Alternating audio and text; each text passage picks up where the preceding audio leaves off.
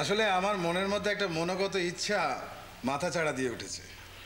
আপনার ছোট ভাই গদাধর, ওকে আমার ভারী ভালো লাগে।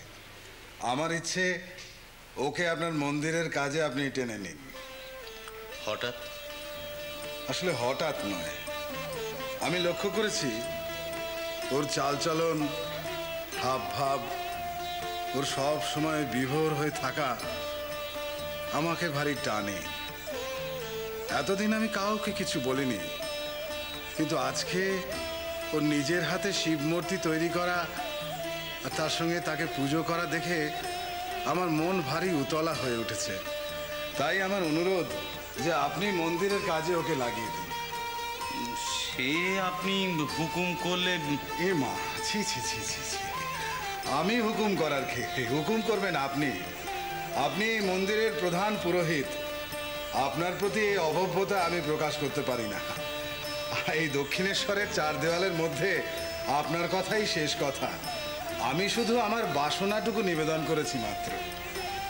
আচ্ছা, আপনার এই বাসনার কারণটা কি? কারণ ওকে দেখলে আমার মনে হয় ও যেন গুটির মধ্যে লুকিয়ে থাকা প্রজাপতি।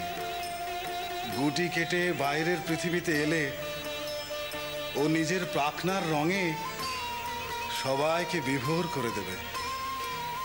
আপনি ওর সম্পর্কে কিছু শুনেছেন? কিছু না, সব শুনেছি। কোত্থেকে? মহেশবাবু আমাকে সব বলেছেন। মহেশবাবুর গ্রাম তো আপনাদের কামারপুকুরের পাশেই। উনি আমাকে ওর জন্ম বৃত্তান্ত থেকে শুরু মায়ের মানা আছে এ ব্যাপারে ওকে কিছু বলতে বা ভাবতে। ও সেজবাবু, দেখুন, আপনি যখন সব কিছু জেনেই গেছেন তখন আপনাকে তো আর আড়াল করার মতন কিছু নেই। কি জানেন, আমি আমার ওই ছোট ভাইটিকে গ্রাম থেকে এই শহরে নিয়ে এসেছিলাম ওকে মানুষ করব বলে। ভেবেছিলাম আমার টোলে ওকে পড়াশুনো করাবো, শাস্ত্রপাঠ নেয়াবো, কিন্তু অদৃষ্টের এমনই লিখন যে সে টোল আমার বন্ধ হয়ে গেল। নানা ফিকিরে আপনাদের এখানে বাধা পড়ে গেলাম। কি জানেন, ওর মতি গতি না আমার ইচ্ছেতে নয়। ছোটবেলা থেকে ওর মনে এমন এক ভাব তৈরি হয়েছে যার থেকে ও একেবারেই অনড়। ওকে ব্রাহ্মণ বিদ্যা ফলিয়ে দু পয়সা রোজগারের ফিকির করার কথা যদি বলা হয় তাহলেই ও ঘেন্নায় সিটিয়ে যায়। বলে ও চালকলা বাঁধা বিদ্যে ও শিখবে না। চাকরির কথা তুললে ও বলে যে ভগবানের চাকরি ছাড়া ও কোনো চাকরি আর করবে না। আবার আমি জোরও করতে পারি না, ভয় হয় যে পাছে ও আবার গ্রামে চলে যায়, তাহলে তো মহা বিপত্তি হবে। কিন্তু এই মন্দিরের চাকরি তো ভগবানেরই চাকরি। এই মন্দিরের মালিক মা ভবতারিণী, আর মন্দিরের যাবতীয় সত্তাদি সব তো কুলগুরুর ওপর ন্যস্ত। আর রানী রাসমণি তো এই মন্দিরের সামান্য একজন সেবায়িত, আর আপনি এই মন্দিরের একজন প্রধান পুরোহিত। আসলে কি জানেন, আয়োজনের ভগবানে ও কখনোই বিশ্বাস করে না।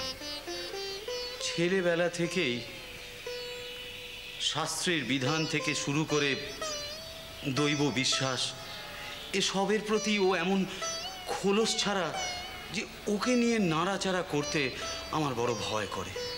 কিন্তু মন্দিরে কাজে লাগাতে পারলে আপনার দুশ্চিন্তা তো খানিকটা কমতো। হ্যাঁ, তা হয়তো ঠিক। তাহলে আমার অনুরোধ, আপনি ওকে কাজে লাগিয়ে দিন। আচ্ছা, আপনার এত দায় কেন? আসলে দায় নয়, এ আমার একটা মন জুড়োবার চাওয়া বলতে পারেন। আমি চাই এ দক্ষিণেশ্বরের মন্দিরের পুরোহিত থেকে সমস্ত কর্মচারী পূত স্বভাবের হোক। আমি ওর মধ্যে ওই পবিত্রতা লক্ষ্য করেছি। ওর ঝাঁঝ টের পেয়েছেন? আন্দাজ করেছি। তবু তবু তা এ আপনার সাধ না জেদ?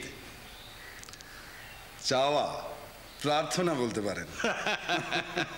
সে যাও। দিয়েছে তোমার ছোট মামা? হ্যাঁ, অনেক বলে কয়ে কাঠখড় পুড়িয়ে। দাও দাও। বাহ, কি সুন্দর, অসাধারণ। ভট্টাচ মশাই, এই মূর্তিটি দান ভিক্ষা পাওয়ার কথাই আপনাকে বলছিলাম। তারপর যখন শুনলাম যে মূর্তি আপনার ভাই তৈরি করেছে, তখন আমি সত্যি অবাক হয়ে গেছি। আসলে এ তো শিল্পীর হাতের ছোঁয়ায় তৈরি হয়নি, এ তৈরি হয়েছে ওর মনের ভাবে। সত্যি বলছি ভট্টাচ মশাই, এমন ভক্তির ব্যঞ্জনা আমি কোনো বাজারি পটুয়ার কাছে পাইনি। কই গো মামা, ও ছোট মামা। এসেছে ছোট মামা? হ্যাঁ, এসো এসো। এই তো ভেতরে এসো। আপনি এই মূর্তিটা চেয়েছেন? হ্যাঁ। কি করবেন ওটা নিয়ে? এই তো সাহস তো কম নয়। তুই সেজবাবুকে জিজ্ঞেস করছিস কি করবেন মূর্তি নিয়ে? যা শিগগিরই মূর্তিটা ওর গাড়িতে তুলে দিয়া। ও কথা বলো না বড়দাদা, আমার জানতে ইচ্ছে করলে আমি জিজ্ঞেস করব না। আপনি কিছু মনে করবেন না সেজবাবু। না না, এ তো মনে করার কি আছে। শোনো, এটা আমি যানবাজারে নিয়ে যাব, আমি রেখে দেবো ওখানে, এমনিই রেখে দেবো। আমার ভারী ভালো লেগেছে। তাই? হ্যাঁ হ্যাঁ। ভালো লেগেছে?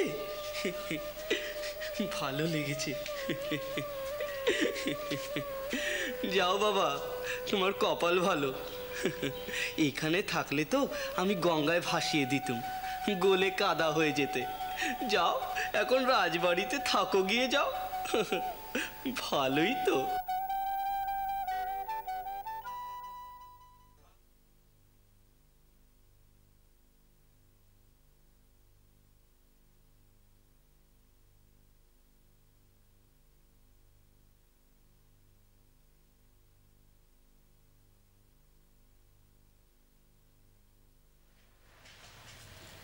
বউ, অক্ষয়কে খাইয়ে দিয়েছিস? হ্যাঁ মা। তো গেল কোথায় সে? সারা শব্দ পাই না। দেখো কোথাও খেলছে। তা এভাবে খেলে বেড়ালে চলবে? এবার তো পাঠশালায় যেতে হবে। কেন মা? কেন কি রে, এভাবে দিন কাটে? কি বা বয়স ওর? তা হোক, এবার বড় খোকা এলে বলবো ওকে পাঠশালায় নাম লিখিয়ে দিতে।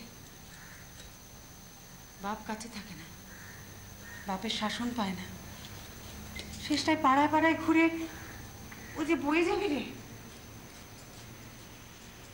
কেন মা? বুঝিস না বউ, মা মরা ছেলে, ভগবান না করুন শেষটায় আমরা সবাই দোষের ভাগী হই। কেন মা? আমি কি অক্ষয়কে ঠিকমতো পালছি না? ওসব কথা বলিস নে বউ, আমাকে এমন কথার ভারে ছেঁচিস নে। তা তুমি বললে কেন আমরা দোষের ভাগী হব? বলবো না? ও তো এখন আমাদের কাছে রয়েছে নাকি? আমি মানি না। কি মানিস নে? আজ দিদি, মানে ওর মা বেঁচে থাকলে হয়তো ওর মা ডাকার স্বাদ মিটত ঠিকই, কিন্তু ছেলের যত্ন আত্মি, মায়ের কাছে তার আবদার অভিমান, এই সবই তো আমি তাকে ঢেলে দিয়েছি মা। পেটের ছেলে হলে ও আমার কাছে এর থেকে বেশি কিছু পেত, তা আমি মানি না। বউ, এই মূর্তি তুমি কোথায় পেয়েছো? তাকে কি আমি চিনি?